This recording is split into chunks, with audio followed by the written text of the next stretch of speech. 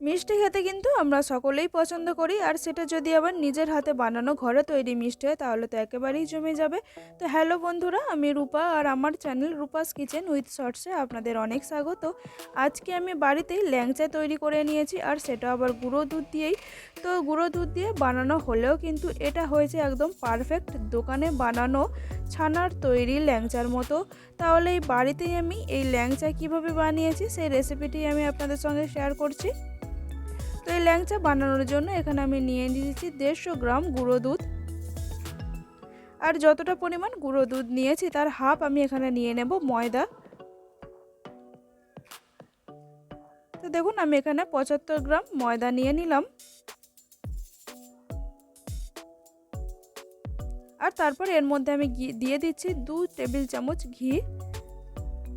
তো আপনারা এখানে তেলও ব্যবহার করতে পারেন, তবে ঘিটা দিলে কিন্তু মিষ্টির স্বাদটা খুবই ভালো হবে।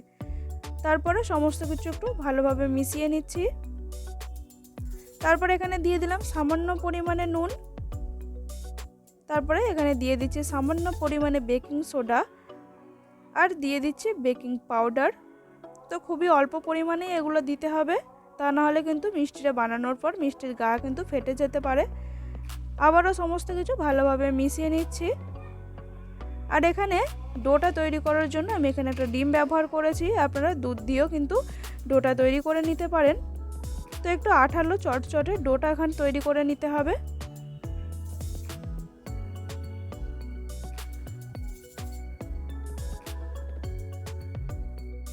তো দেখুন এটা ভালোভাবে আমি মাখিয়ে নিয়েছি। এবার 10 মিনিট একটি প্লেট চাপা দিয়ে আমি এইভাবেই রেখে দেব। তো চলুন ফিরে আসছি 10 মিনিট পর। চলে এলাম বন্ধুরা 10 মিনিট পর, আর দেখুন ডোটা কিন্তু খুব ভালো মতো সেট হয়ে গিয়েছে। এবার একটি পাত্রে আমি সামান্য পরিমাণে ঘি লাগিয়ে নিলাম, আর তারপরে ডোটা ওই পাত্রের মধ্যে নিয়ে নেব, কারণ ডোটায় কিন্তু খুব সফট করে মাখিয়ে নিতে হবে, তবেই কিন্তু আমাদের মিষ্টিগুলো জালিদার আর স্পঞ্জি হবে। তো দেখুন পাত্রের মধ্যে নিয়ে না হয়ে গেলে এইভাবে হাতের সাহায্যে চেপে চেপে কিন্তু ডোটাকে ভালো করে মাখিয়ে নেব।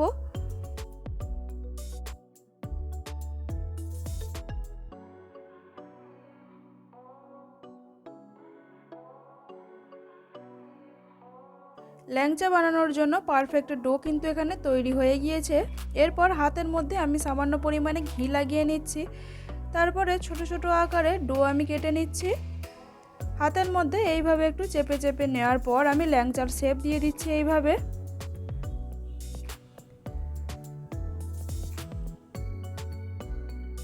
তো বন্ধুরা এইরকমভাবে কিন্তু সমস্ত ল্যাংচার শেপগুলো আমি দিয়ে দিচ্ছি, আপনারা আপনাদের পছন্দ মতো শেপ কিন্তু তৈরি করে নিতে পারেন। তো দেখুন এখানে কিন্তু 11টা ল্যাংচা তৈরি হয়ে গিয়েছে। এবার এগুলোকে আমি ভেজে নেব।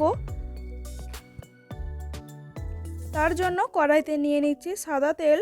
তেলটাকে কিন্তু হালকা করে গরম করে নিতে হবে, যেন এইভাবে হাত লাগানো যায়। তারপরে একে একে ল্যাংচাগুলো দিয়ে দিচ্ছি। তো একসাথে মোট 5টা ল্যাংচা আমি ভেজে নেব। তারপরে এইভাবে কড়াইটা ধরে কিন্তু হালকা করে নাড়াচাড়া করে দিতে হবে, যেন কড়াইয়ের গায়ের মধ্যে ল্যাংচাগুলো আটকে না যায়।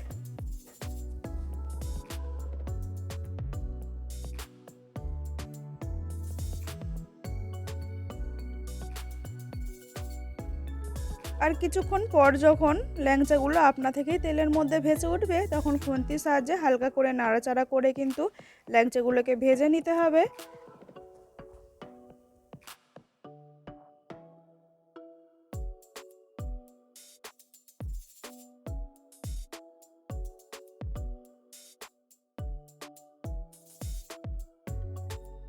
তো বন্ধুরা এইভাবে কিন্তু ল্যাংচাগুলোকে ভেজে নিয়েছি, আপনারা চাইলে আর একটু ডিপ করে কালো করে ভেজে নিতে পারেন।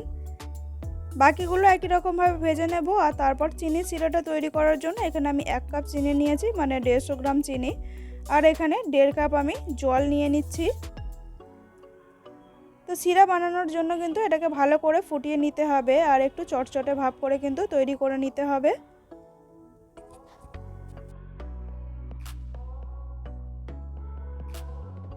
এরপর চিনির শিরার মধ্যে কয়েকটা এলাচ আমি দিয়ে দিচ্ছি। তো আপনারা যারা এলাচের ফ্লেভার পছন্দ করেন না তারা এটা স্কিপ করতে পারেন।